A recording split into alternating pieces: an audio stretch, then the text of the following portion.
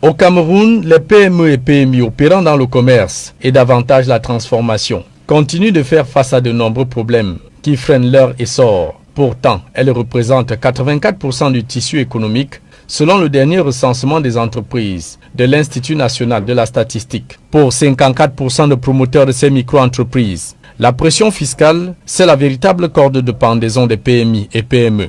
Maintenant qu'il y a ce problème, qu'est-ce que le gouvernement fait?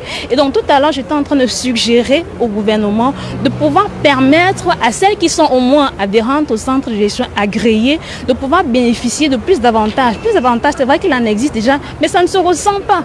Et d'après le groupement interpatronal du Cameroun, l'accès au financement, la difficulté de génération de fonds propres, l'amateurisme des dirigeants, les pesanteurs culturelles, l'accumulation de la dette intérieure empêchent les PME et PMI de se développer. Le ministre des Petites et Moyennes Entreprises, de l'économie sociale et l'artisanat vient rassurer les PME et PMI sur l'engagement du gouvernement à prêter une oreille attentive à un secteur vital à l'éclosion de l'économie nationale.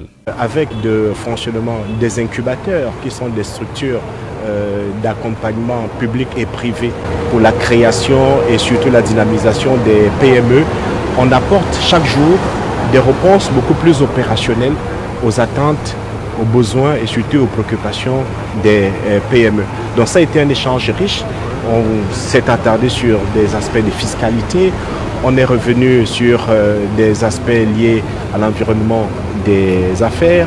Même si la Banque camerounaise des petites et moyennes entreprises n'a pas encore pu combler les attentes des entrepreneurs pour l'accès au financement, la Banque européenne de financement se pose désormais en pourvoyeur de fonds avec une enveloppe de crédit de 12 milliards de francs CFA. La signature attendue de cette convention entre la BEI et l'État du Cameroun permettra-t-elle aux PME et PMI de prendre leur véritable envol?